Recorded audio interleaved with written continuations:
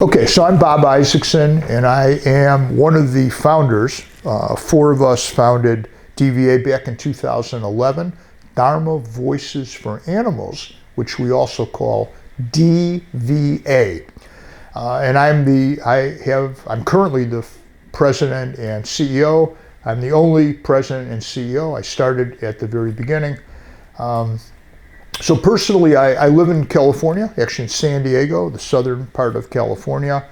I'm an American U.S. citizen, and I became a Buddhist. I wasn't born Buddhist, but I became a Buddhist some 26 years ago when the teachings of the Buddha touched my heart, the Dharma.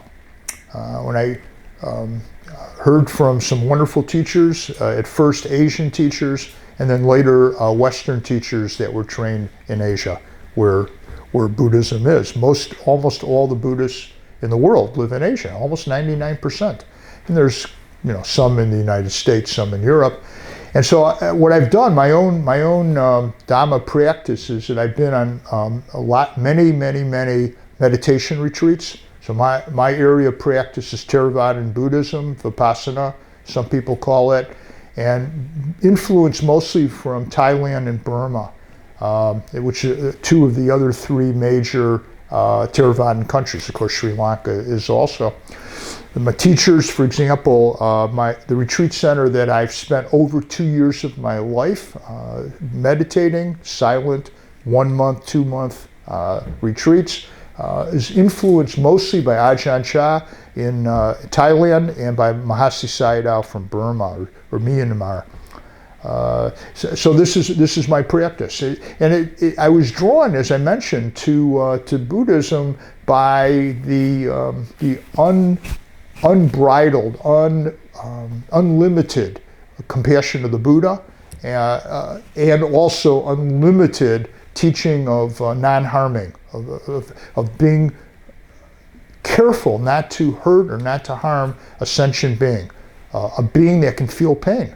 Fish, chickens, cows, cattle, and all. So this touched my heart. And then I realized that Buddhists, Western Buddhists, I didn't know so much about Asia, were really not following the teachings. They were eating everything, animals being slaughtered to feed them.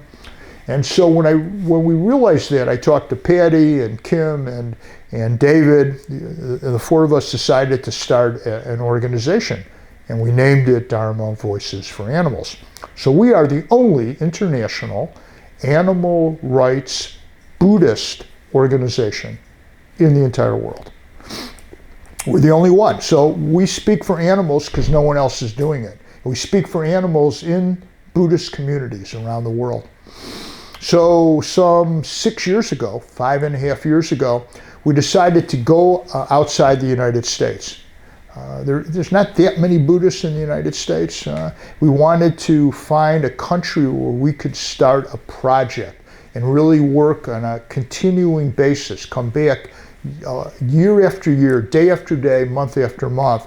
And we picked Sri Lanka. And the reason we picked Sri Lanka is because several reasons. One is Sri Lanka has the longest uninterrupted, continuous history of Buddhism, the uninterrupted Sangha in the entire world. Thailand is second by about 50 years. So we came out here, we started in 2005, and then we eventually moved into a project. We have 11 people in our, I call it on our staff, 11 people that work for us, either on a part-time or full-time basis here. We have a director, a social media expert, and we have regional coordinators all over Sri Lanka. We have 7 right now. Actually, we have 8. I met 4 of them on my trip, and I'm going to meet the other 4 this week. So we're all over the place in Sri Lanka. And also Sri Lanka has some vegetarian roots. And unlike in Thailand, it's very hard to find many Buddhists many people who are vegetarian. Same thing with Vietnam. So here we have a substantial number of monastics who are vegetarian, and also lay people who are vegetarian. So it seems, of course, many Many people are not. So this is why we're here. We have a foundation to work with, Vegetarian and Vegan Foundation. It's got this uninterrupted saga. It's going back some almost 2,400 years. And our project involves, and this is really important, our project involves advocating for the Animal Welfare Bill. So I'm here for a month, I was hoping that I would be here when Parliament finally takes up the Animal Welfare Bill. It has been pending. It has been out there for 14 years. We're now in the 15th year, and there's no action taken. We're confident once there's a vote, it will pass, and there will finally be a modern animal welfare bill in this country. But when that's over, we go back to what we do best, and that is to talk to people about being vegetarian and vegan.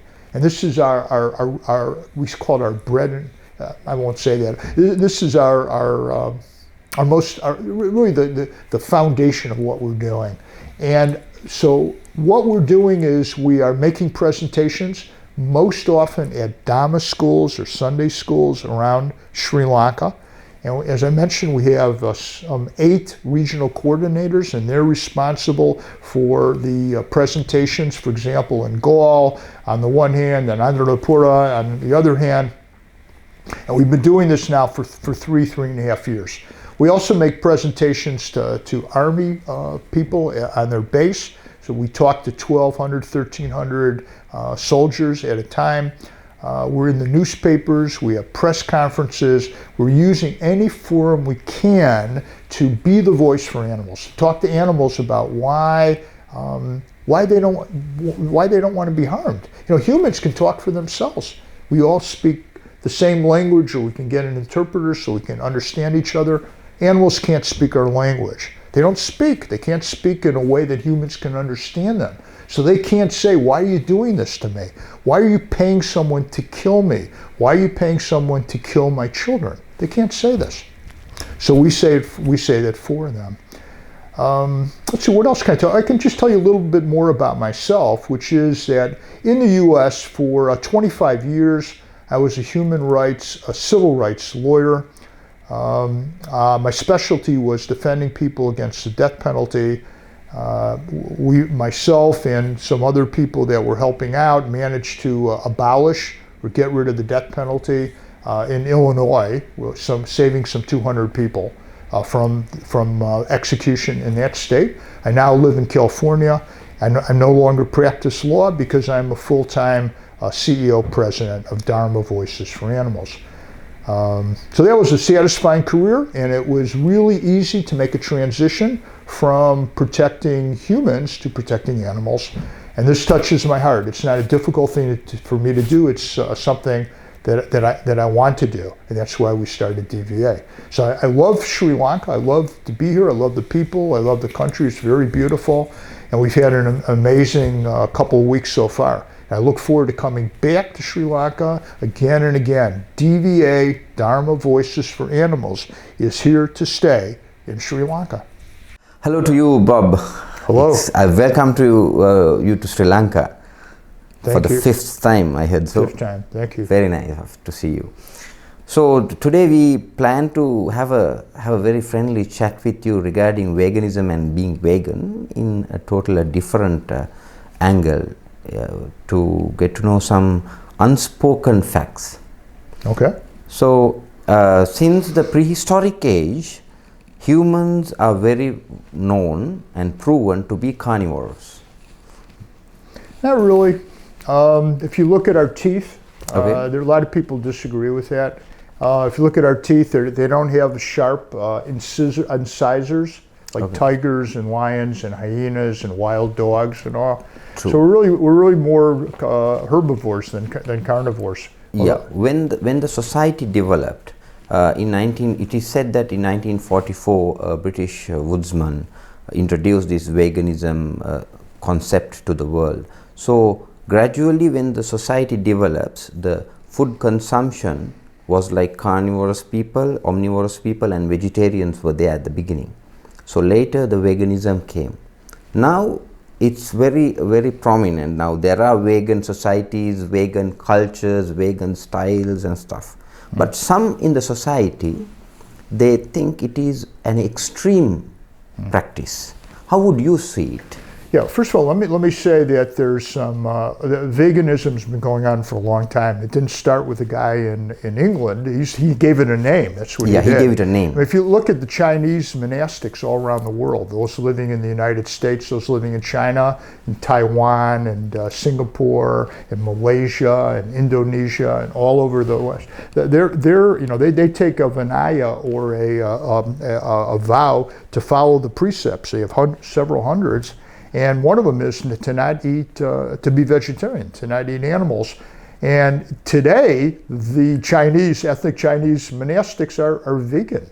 They don't eat eggs or dairy. I don't know if everyone is like that, but everyone that I've met through Taiwan, through Singapore, through Malaysia, and this goes back 1900 years. Yeah. So I think there's veganism's been here a lot longer than 1940. It was just named in 1944, yeah, as you exactly. said. He gave it a name. That's all he did, right? So when the society tries to highlight it or as an extreme practice, how would you interpret it? How would you look at it? Well, it's funny that people would call it an extreme practice when the United Nations commissioned a number of the top scientists in the world. And we have global warming problems. So here in Sri Lanka, I look out of my window and I can see the Indian Ocean. This is an island nation. I don't have to tell you that. So what's going to happen when the oceans start rising because of global warming? One of the first places that's going to have really big problems is Sri Lanka and Taiwan and Singapore and island nations, especially small ones. True.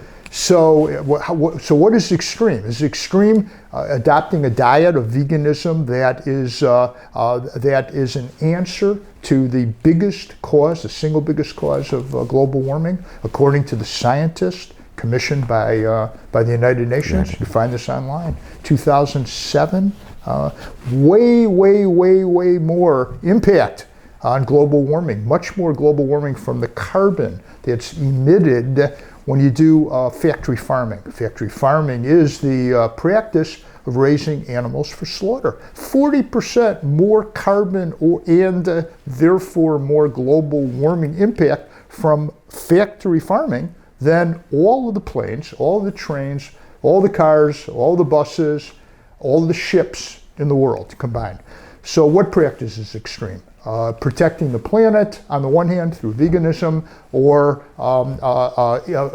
feeding our desires, and also in addition to this, causing unimaginable pain and suffering with animals. So I ask you, which practice, veganism or eating a bunch of animals and animal products, is the extreme practice? So it's said, or we can think that it was much easier in the past when the agriculture, the system was much developed and much spread across the world, that to become a vegan or to maintain veganism would have been easier than today, because today fast foods, industrialism and complex food practices, so these kind of things would make harder to maintain as a vegan, I think. So how do you look at it? Yeah, so I think it's much easier today to be vegan than it was in the past. So it seems clear to me. And the reason is that we have access to all kinds of foods. I mean, you get all the protein you want and need from plants. You know how we get our protein when we eat animals? We eat animals and eat animal flesh. We think that's a good source of protein. The animal is eating the plants. That's how the animal gets protein. So we're eating the animal who's eating the plants, using 10 times as much water to produce a gram of animal protein as it takes to produce a gram of plant protein. And we have, since we have markets, we have international markets. You're not on a farm where all you might grow is wheat or soybeans or something. You go to a market, you go to a store. Most people have access to stores, not everyone. There's food from, there's plenty of food from different regions, and where I live in California, from different countries. I think it's much easier to be vegan today than it was hundreds of years ago. But there were a lot of vegans back then. Before invasion and occupation of Sri Lanka, the Portuguese, the Dutch, English, for hundreds of years. Sri Lankans were, I am told, and there's books written, I think Clark is an author that's written books about it, Sri Lankans were vegetarian, probably pretty much vegan, because cows were not, maybe there are cows in the backyard, so they have dairy that way, but there wasn't factory farming back then. So we're asking in DVA, Dharma Voices for Animals, are asking Sri Lankans to go back to their roots, to go back to the way things were before the Europeans came here and tried to change things. And so in the coastal areas, there's fishing for sure, there still is. But for the most part, Sri Lankans were vegetarian in the center of the country for sure. So yeah, I don't know if that answers your question. Now, in countries like Sri Lanka, more or less towards Asian countries, are much popular with consuming milk for humans, and they use it for religious purposes, they use it for festivals. Festivals, okay. They use milk for festivals as well. So, using milk or consuming milk, okay, eating meat is harming an animal. Yeah. Agreed.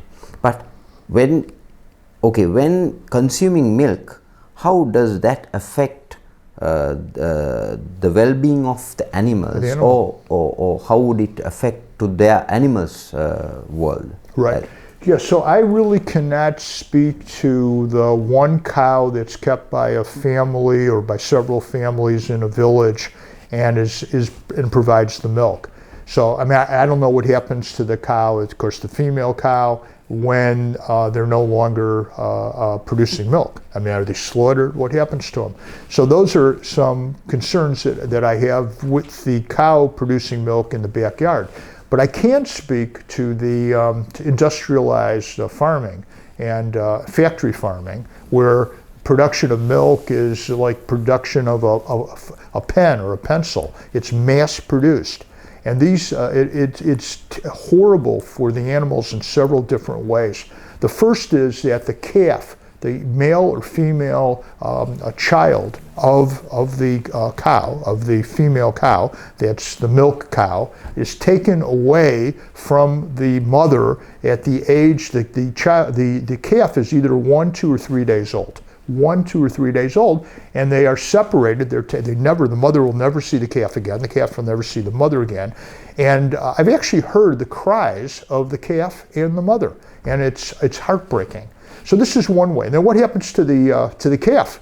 Well, if it's a female calf, it becomes another milk-producing cow when they get a little bit older, and you have to go through the same thing. If it's a male calf, that male calf becomes veal or sauerbraten in German culture. And that calf in the West, and I think in a lot of places in the East, I can't speak for Sri Lanka, I don't know about that right now, that calf is not only slaughtered when it's 6 months old, but the calf is not allowed in most places to actually sit down. They're put in these pens, and they can't move, they can't lie down to sleep, because this way the veal is better tasting when they slaughter the child at the age of 6 months. Now, let's take a look at the female cow that's producing milk. Why is the calf taken away a day or 2 or 3 old? Because the calf would drink the milk that's intended for the calf. And the factory farms and the people making lots of money, these international huge corporations, multinational corporations, want to get as much as they can out of the cow. So they don't let the calf feed on the mother, which it does naturally. Instead, the calf is taken away. So what about the cow that's left? Now, that cow will be slaughtered at the age, sometimes 2, 3, 4 years old, or younger than that. Cows will normally live to an age of 18 or 20. So that cow lives, it's like slaughtering a teenager when the cow eventually is slaughtered because it's not producing enough milk. So it's like taking humans and killing them when they're 16, 17, or 18. And then the life that the cow has on these factory farms is totally heartbreaking. They are not allowed to graze. You see, the industry wants you to think that they're out there on the nice green pastures, eating the grass and having a good time. Instead, they're hooked up to these machines that take the milk from the cow, and they're not allowed to roam around. And then they're artificially inseminated, which means impregnated, not once, not twice, 5, 10, 15 times. The cow is pregnant all the time because this is the best way to get the milk from the cow. So those are just a few things. So it's a hell realm for cows that are producing milk, on factory farms. The nature is built with a food circle. Animals, humans, birds to elephants to cows, everybody are in one food circle. So this food circle, one depends on another. So when humans come out of it and be totally vegan, how would you think the nature food circle would work, and onto what levels it will be elevated? Well, the first thing that comes to my mind is that about 1 trillion animals will not be slaughtered and have a life of dukkha, beyond anything we can imagine, and they will not be raised under horrific situation and be slaughtered under incredibly terrifying circumstances. And we're talking about 1 trillion animals a year. So it's 1,000 billion, 1,000 times a billion is a trillion. That's an estimate because nobody knows how many animals from the oceans and the lakes and the rivers die. There's no way of really tracking that. So I think that'd be pretty good, just to save the life every year of 1 trillion animals, and also to save our environment. And eating animals, including fish and other animals that live in water, is incredibly unhealthy. These factory farms, when a cow is slaughtered, or when a pig or a chicken is slaughtered, they defecate and they urinate. And when they see that they're going to be slaughtered, they vomit. And so this is what we eat. We eat the animals. So we're eating their terror, and we're eating the waste of their bodies. So I think that getting out of that circle that you described would be a pretty good thing. And now when it comes to the meat eaters or the carnivorous humans, they interpret it in a different way. They say, okay, the human population in the world at present is rising very high. Equally, the animal population is also rising high. So if this trillion animals are saved, then how would the balance happen according to you?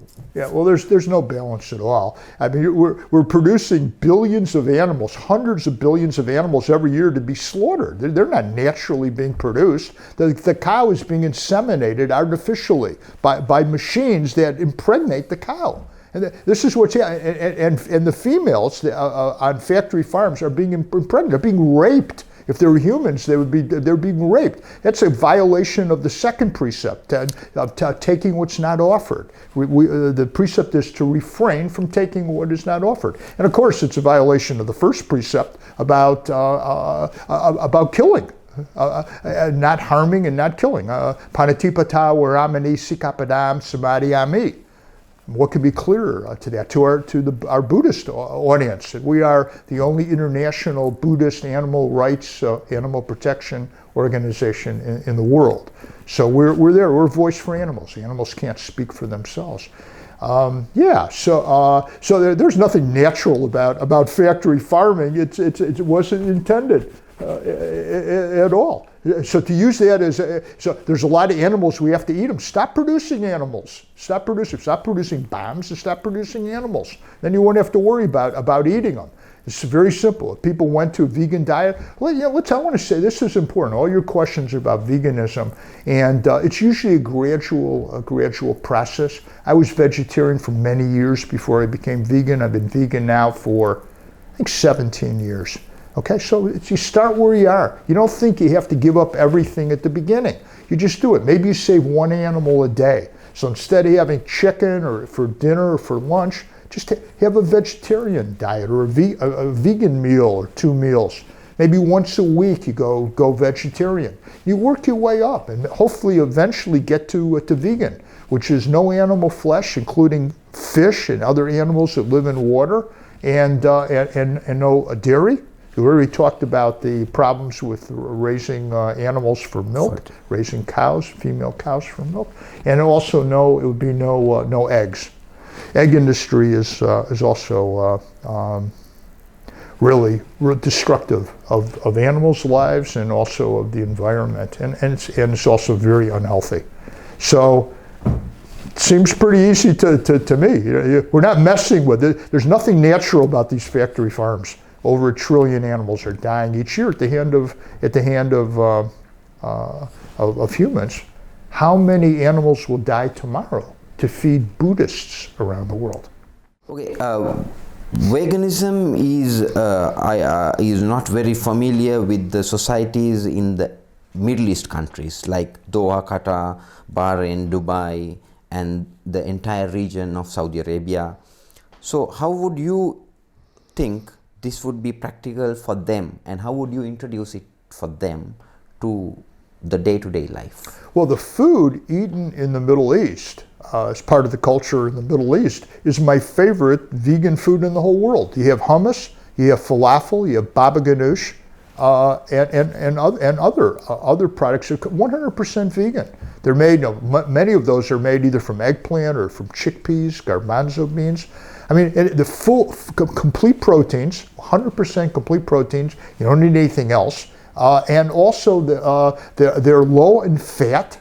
They're the healthiest food, the food that impacts the environment the least. So it contributes nothing. This vegan food produced, again, baba ganoush and hummus and falafel. It doesn't. And then of course you have a tahini that's put on oftentimes on falafel. Many times I've had a few times I've been to the Middle East. You have a pita sandwich with cucumbers and onions and tomatoes and lettuce and falafel, and sometimes a little hummus in there. It's 100% plant-based. It's good for the earth, it's good for our health, and it's good for the animals. No animals die.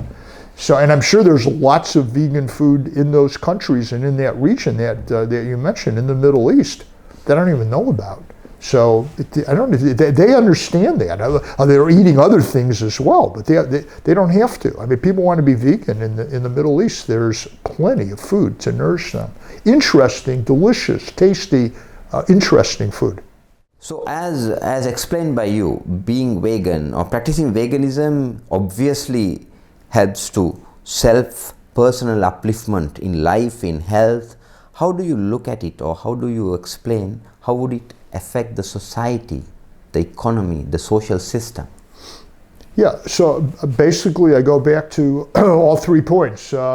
When you practice compassion towards vulnerable beings like animals that we exploit and keep in little places, they can't move around, they can't be with their family members, their children, their parents, or anything like that, and then we keep them like that until we're finished with them, and then we hang them upside down and slit their throats.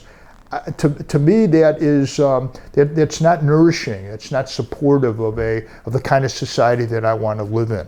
So by practicing veganism, I say there's another way to do this. Let's live off the earth. Let's live off plant life, which is much healthier and it's better for our environment, and it doesn't involve the decimation and the suffering of 1 trillion animals. That's 1,000 billion animals every single year.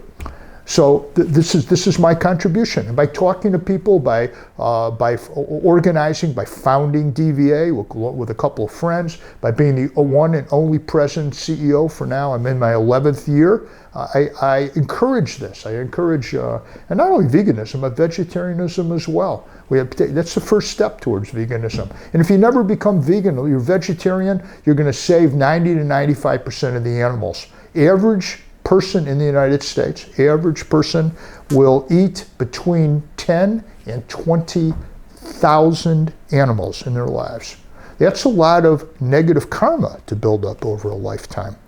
So this is the way that I contribute. It's a peaceful, compassionate, non-harming lifestyle. Which, if you read the Buddhist, this is what the Buddha talked about when he said, "Don't harm panatipata veramani sikapadam samadhiyami," not to harm. And not to harm sentient beings. That's what the teaching means. Not just humans. We care about all the creatures. A chicken that is slaughtered cares as much about his life or her life as you or I do. Their life is precious to them.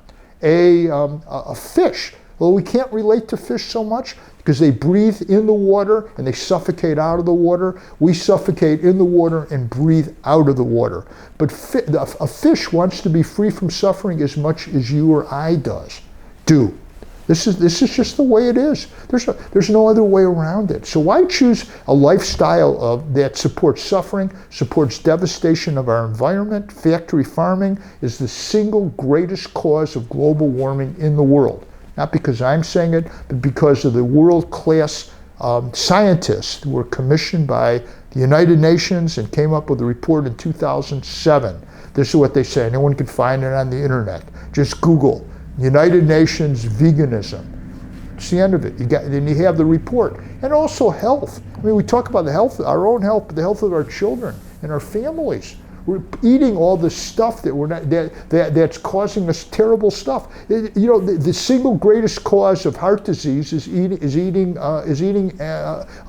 animals, animal flesh. And you know about the China study? China study is the biggest nutritional study ever done. It was done in the late 1970s. China study, it was done in China. 500,000, 500,000 of participants, of subjects in the study. And they studied it with a controlled group and then the group that they were working with. And they concluded that if you go to a plant-based diet, you will reduce the risk of heart disease, cancer, diabetes, high blood pressure, and obesity greatly. You can still get any of these diseases. Your chances are much, much, much less because we're not putting all this stuff in our bodies that wasn't intended to be in our bodies. We're making this is an expression of supporting society, supporting everyone in our society. So this is my practice. I'm not trying to offend or criticize doctors and the medical system, but as you know, for the kids, for the youth, even when you were young and when I was young, the medical system and the doctors, they advise to eat meat for nourishment, for immunization, because otherwise they say that we would lack vitamins and minerals and nourishment to the health system or the body. So some they say the doctors and the medical system is being funded and pumped by the multi-billion poultry and farming companies and industry. How would you look at it? Yeah, and I think you got it right. There are a lot of doctors in the world that are encouraging plant-based, the same as vegan, another way to say it, and or vegetarian diets as a way to better health. It's clear from the China study, from other studies that are done, the healthiest diet we could have is plant-based. And you're right, back in that a lot of medical doctors in the world are still promoting and encouraging people to eat animal products, to eat animal flesh and animal products. And it's too bad. There's nothing healthy about it at all. You can get all what you need. For example, protein. How many times have you heard you can't get enough protein if you're vegetarian or vegan? Well, it's ridiculous. The animals eat the plants to get the protein. We eat the animals. So not only is it completely inefficient, it takes 10 times as many grams of animal flesh to feed 10 times as many grams of plants to get 1 gram of animal flesh. 10 times as much. If you eat the plants directly, you're saving 90% of the food. And this is the only way we're going to be able to feed all the people on this earth is by being efficient. And it's a plant-based diet. and to a lesser extent a vegetarian diet, that is the most efficient. How about water? It takes almost 10 times as much water to produce 1 gram of animal flesh to be eaten as it takes to produce 1 gram of plant food. So I mean, what choice is the best choice there? My last question to you: is veganism a concept for adults only, or can it be implemented or introduced to the kids and the youth and the young generation as well? Yeah. So this is interesting. On the one hand, children who live at home, or young adults that live at home, don't have complete control over what they eat. You know, if you're living in your parents' home and you're 10 years old, a 10-year-old girl, you know, you can't tell your mom what to cook, or your dad, if your dad's cooking, your mom's working. In the West, that happens a lot more perhaps than here. You can't say what you want. I want a plant-based meal. You know, you have to eat what your parents are serving you. But on the other hand, I've noticed this in Sri Lanka. The families are very closely knit. A lot of love in families, and parents really want to please their children. So I think it's helpful and useful for children to tell their parents about this. You know, I've been looking at this, and I don't want to be part of the slaughter and the terrible life of a chicken or of a fish. And I think parents would respond to that. I mean, you probably know better than I, here in Sri Lanka and in other places as well. So on the one hand, it is more difficult for children to have their preference acknowledged and have their preference lead to the food that they want to eat. On the other hand, children are much more, young adults especially, are much more open-minded and open to veganism. You know, like in some of the big U.S. animal rights organizations, they have the biggest age group that they have are young adults, you know, from teenagers to 22, 23 years old, because they're more independent. Young adults and young folks can think more independently. They look at things in a fresh way. They're not as much a slave to their culture and what they hear from the large corporations. Because it is completely unhealthy to eat the animal flesh. I mean, it's just unhealthy. Some is more unhealthy than others, but it's all unhealthy. We don't have to do that. We get all the protein we need. For women, calcium is really important. You get all the calcium you need from plants. From vegetables.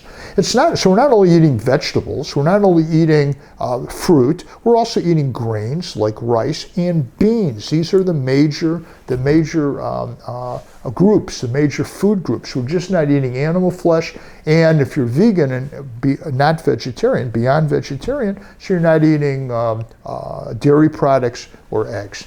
But start where you are. You know, if you're vegetarian, you know, it's great that you're vegetarian. You can take delight in that. How many lives are you saving by being vegetarian? How much of the planet are you saving by being vegetarian? And better yet, vegan. How much healthier is that than eating directly the animal flesh, animals that have been slaughtered?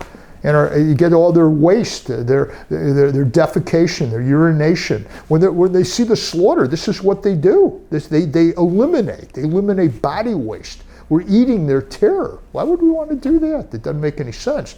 People, of course, the answer to my own question is because we crave the taste of animal flesh. We're brought up with eating animals in the U.S. You know, hamburgers and hot dogs and all. In your culture, different foods, but the same thing: animal flesh. And this was not so back before the European powers like Portugal and Holland and England came to Sri Lanka.